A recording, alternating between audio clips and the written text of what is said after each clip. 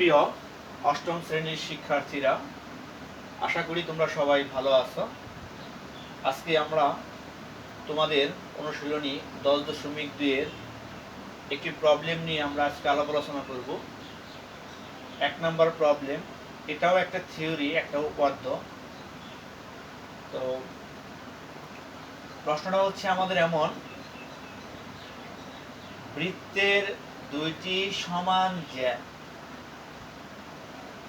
পরস্পরকে ছেদ করলে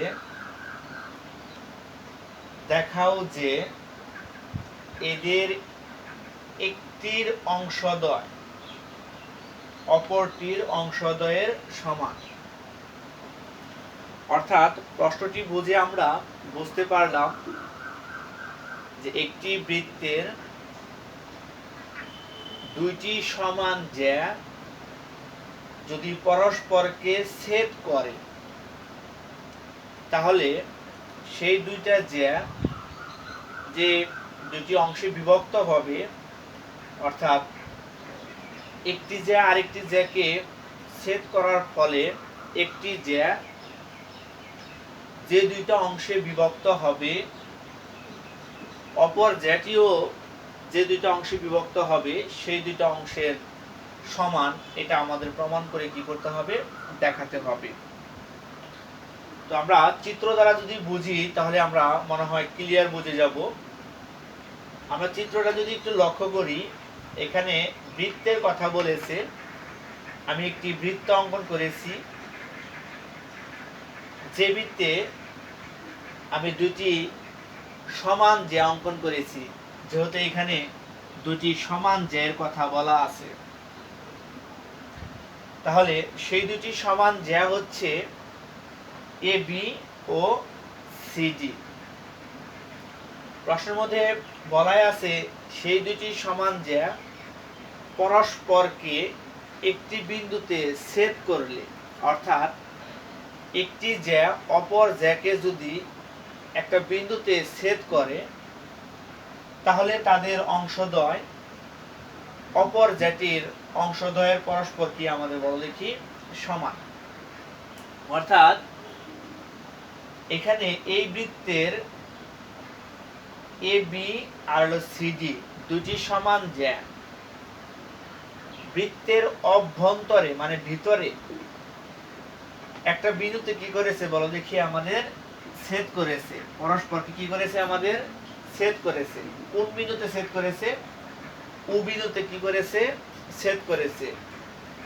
তোমরা যদি ভালো করে লক্ষ্য করো, এই দুইটা সমান জ্যা মানে এ বি ও সিডি দুইটা সমান জ্যা পরস্পরকে ই বিন্দুতে ছেদ করার ফলে এ বি জ্যাও দুইটা অংশে বিভক্ত হয়েছে, সিডি জ্যাও দুইটা অংশে কি হয়েছে আমাদের বিভক্ত হয়েছে।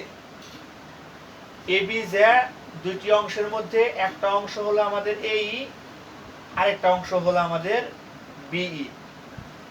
আর সিডি জ্যা যে দুইটা অংশে বিভক্ত হয়েছে সেই দুইটা অংশের মধ্যে একটা অংশ হলো আমাদের সিই, আরেকটা অংশ হলো আমাদের কি ডিই। আমাদের প্রশ্নে কিন্তু বলে দিয়েছে যে দুইটা অংশে বিভক্ত হবে সেই দুইটা অংশদ্বয় পরস্পর কি আমাদের বলে দেখি আমাদের সমান, একে অপরের সমান হবে। অর্থাৎ এই এবি জে এর বড় অংশ আর সিডি জে এর বড় অংশের সমান, অর্থাৎ এই আর সি যে আমাদের সমান, এটা প্রমাণ করতে হবে।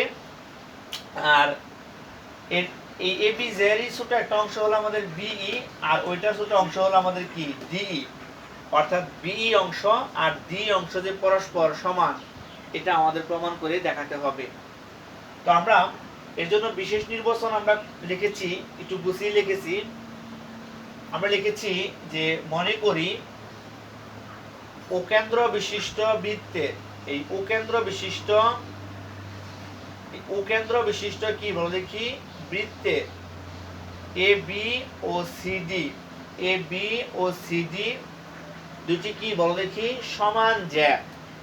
দুটি কি জ্যা? সমান জ্যা। কি করেছে আমাদের বলো দেখি ই বিন্দুতে, কোন বিন্দুতে? ই বিন্দুতে পরস্পরকে কি করেছে আমাদের বলো দেখি ছেদ করেছে। আর এই বিন্দুতে পরস্পর ছেদ করার ফলে এবি যে দুইটা অংশে বিভক্ত হয়েছে, সিডি যেও দুইটা অংশে বিভক্ত হয়েছে। অর্থাৎ প্রশ্ন অনুসারে আমাদের প্রমাণ করতে হবে যে এই সমান সিই আর বিই সমান হচ্ছে কি আমাদের বলে কি ডিই। এটা আমাদের কি করতে হবে, আজকে প্রমাণ করে দেখাতে আমাদের হবে। এখন প্রমাণের সুবিধার্থে আমরা একটু অঙ্কন করেছি। অঙ্কনটা হচ্ছে এই কেন্দ্র উ হতে, কেন্দ্র কি হতে বলো দেখি, উ হতে এবি এর উপর আমরা উপি লম্ব অঙ্কন করেছি, আর সিডি এর উপর আমরা উ কিউ কি করেছি বলো দেখি, আমরা লম্ব অঙ্কন করেছি। লম্ব অঙ্কন করার পরে আমরা আবার কি করেছি, উ ই কি করেছি বলে কি যোগ করেছি। কি করেছি আমরা, উ ই যোগ করেছি। এটা হলো প্রমাণের সুবিধার্থে আমরা এই কাজটি করেছি।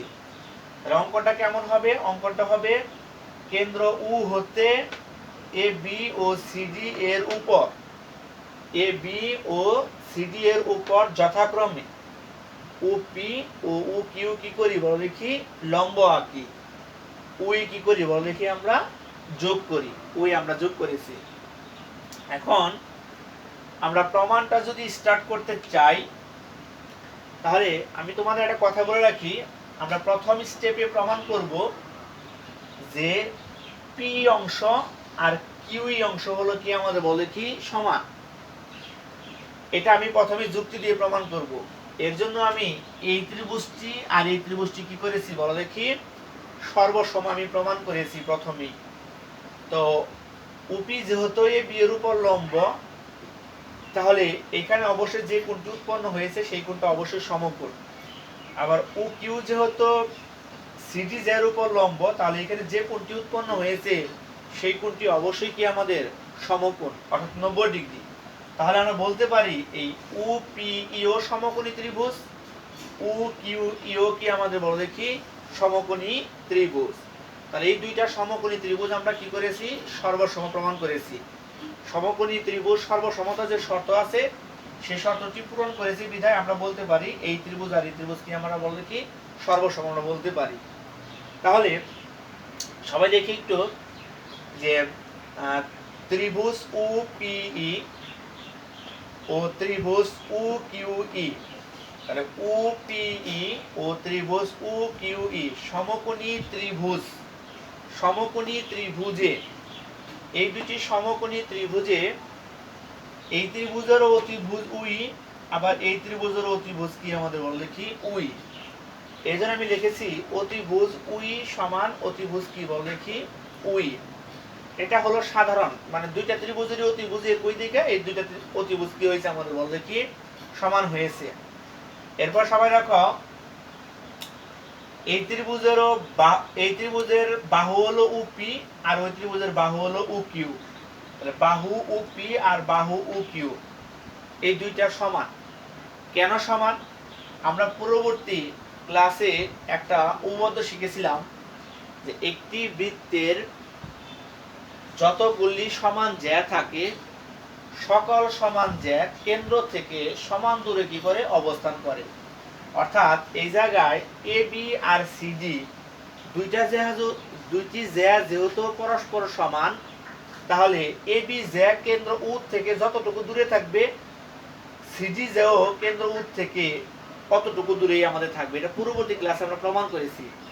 এখানে এ বি জ্যা কেন্দ্র উ থেকে উপি দূরত্বে অবস্থিত, আবার সিডি জ্যাও কেন্দ্র উ থেকে উ কিউ দূরত্বে কি বলে কি অবস্থিত। আর এই দুটি দূরত্বই কি আমাদের বলে কি সমান। কেন সমান, কারণ এ বি আর সিডি জ্যা পরস্পর সমান হওয়ার কারণে। কারণ আমরা জানি একটি বৃত্তের সকল সমান জ্যা কেন্দ্র থেকে কি বলে কি সমদূরবর্তী, সমান দূরে তারা কি করে অবস্থান করে। এই জন্যই বাহু উপি আর বাহু কিউ কি হয়েছে আমাদের বলে কি সমান হয়েছে। তাহলে অতিভুজ একটি বাহু অপর সমকোণী ত্রিভুজের অতিভুজ একটি বাহু সমান হলে ত্রিভুজ দুইটা কি হয় আমাদের বলে কি সর্বসম হয়। এজন্য আমরা লিখেছি সুতরাং ত্রিভুজ ও পিই ও সর্বসম ত্রিভুজ ও কিউ ই। আমরা সবাই জানি দুটি ত্রিভুজ যদি সর্বসম হয় তাহলে ওই দুইটা ত্রিভুজের অনুরূপ বাহুগুলা পরস্পর কি হয় আমাদের বলো দেখি সমান হয়। এর জন্য এই ত্রিভুজের পি বাহু আর ওই ত্রিভুজের কিউ বাহু পরস্পর কি আমাদের বলে কি সমান। আমরা লিখেছি সুতরাং পি সমান হলো কিউ। কেন সমান? ত্রিভুজ সর্বসম হওয়ার কারণে। এটাকে আমি 1 নম্বর সমীকরণ কি বলে কি ধরে নিয়েছি। এখন সবাই একটু দেখো, এখন আমি প্রমাণ করব এপি আর হলো সিকিউ যে সমান, এটা আমরা প্রমাণ করব। তাহলে প্রথম ধাপের মধ্যে আমি বলেছিলাম পিই আর কিউ সমান প্রমাণ করব, সমান প্রমাণ করেছি আমি। তারপরে এখন আমি দ্বিতীয় ধাপের মধ্যে প্রমাণ করব এপি আর সিকিউ যে আমাদের পরস্পর সমান, এটা আমরা কি করব বলে কি প্রমাণ করে আমরা দেখাবো। এখন সবাই দেখো, আবার যেহেতু ওপি কার উপর লম্ব? এবি এর উপর লম্ব। ও কিউ যেহেতু সিডি এর উপর লম্ব, তাহলে ওপি যেহেতু এবি এর উপর লম্ব আর ও কিউ যেহেতু সিডি এর উপর লম্ব, এজন্য আমরা বলতে পারি যে এপি হলো এবি এর অর্ধেক। আমরা পূর্ববর্তী ক্লাসে একটা উপপাদ্য শিখেছিলাম যে একটি বৃত্তের কেন্দ্র থেকে ব্যাস ভিন্ন কোনো জ্যায়ের উপর অঙ্কিত লম্ব ওই জ্যা কি করে বলো দেখি সমদ্বিখণ্ডিত করে, অর্থাৎ সমান দুই ভাগে ভাগ করে। তাহলে ওপি যেহেতু এবি এর উপর লম্ব হয়েছে, তাহলে ওপি অবশ্যই এবি কে সমান দুই ভাগে কি করেছে? ভাগ করেছে। তাহলে ওপি যদি এবি কে সমান দুই ভাগে ভাগ করে থাকে, তাহলে এপি আর বিপি সমান, অর্থাৎ এপি এর দৈর্ঘ্য কার অর্ধেক হইব? এবি এর কি হবে? অর্ধেক হবে। আবার অনুরূপভাবে ও কিউ কার উপর লম্ব? সিডি এর উপর লম্ব। তাহলে অনুরূপভাবে ও কিউ যদি সিডি এর উপর লম্ব হয়ে থাকে, তাহলে সিকিউর দৈর্ঘ্যটা কার অর্ধেক হবে বলে কি? সিকিউর দৈর্ঘ্যটা হবে সিডি এর কি বলে কি অর্ধেক। এর জন্য আমি লিখেছি সিকিউ হচ্ছে হলো হাফ অফ সিডি, সিডি এর অর্ধেক। আমি আবার বলতেছি যেহেতু ও পি এ বি এর উপর লম্ব, তাহলে এ পি এর দৈর্ঘ্য এ বি এর কি হবে? অর্ধেক হবে। আর ও কিউ যেহেতু সিডি এর উপর লম্ব, তাহলে সিকিউ এর দৈর্ঘ্য হবে হলো কার অর্ধেক? সিডি এর কি বলে কি অর্ধেক। আমার প্রশ্নের মধ্যে দেয়া আছে এ বি আর সিডি কি বলে কি সমান জ্যা, তাহলে আমি লিখেছি দেয়া আছে এ বি সমান কি বলে কি সিডি। এটাকে আমি ধরেছি হলো 2 নাম্বার সমীকরণ। এখন দুই পক্ষরে আমি কি করেছি? দুই দ্বারা কি করেছি? ভাগ করেছি। তাহলে এবি কে 2 দ্বারা ভাগ করলে কত হবে? Half of AB. আর সিডি কে যদি 2 দ্বারা ভাগ করি তাহলে কি হবে? Half of CD. এখন হাফ অফ এবির পরিবর্তে আমরা লিখতে পারি কি বলে কি এপি। আমি লিখে দিয়েছি এপি। আবার হাফ অফ সিডির পরিবর্তে আমি কি লেখা পারি বলে কি সিকিউ। তার মানে আমাদের কি হয়েছে বলো দেখি? এপি অংশটা আর সিকিউ অংশটা কি হয়েছে আমাদের বলো দেখি? সমান হয়েছে। এটাকে আমি ধরেছি হলো 3 নাম্বার সমীকরণ। এখন প্রমাণের সুবিধার্থে আমি এখন 3 নাম্বার সমীকরণের সাথে 1 নাম্বার সমীকরণ আমরা কি করেছি? যোগ করেছি। আমি লিখেছি 3 যোগ কত করে পাই? 1 করে পাই। তাহলে 3 নাম্বার সমীকরণের বামের সাথে 1 নাম্বার সমীকরণের বামে কি করেছি? আমি বল দেখি যোগ করেছি। তাহলে 3 নাম্বার সমীকরণের বামে কি আছে? এপি। আর 1 নাম্বার সমীকরণের বামে কি আছে বল দেখি? পিই। তাহলে এপি যোগ পিই সমান 3 নাম্বার সমীকরণের ডান পক্ষে কি আছে আমাদের? সিকিউ। আর 1 নাম্বার সমীকরণের ডানে কি আছে আমাদের? কিউই। অর্থাৎ সিকিউ যোগ কি বল দেখি? কিউই। এখন দেখো সবাই, এপির সাথে যদি আমরা পি যোগ করি, এপির সাথে যদি আমরা এপির সাথে যদি আমরা পি যোগ করি, আমি আবার বলতেছি এপির সাথে যদি আমি পি যোগ করি তাহলে আমি কি পাই? এই পাই। তাহলে এপির সাথে আমি পি যোগ করছি, কার সমান হয়েছে? এই সমান হয়েছে।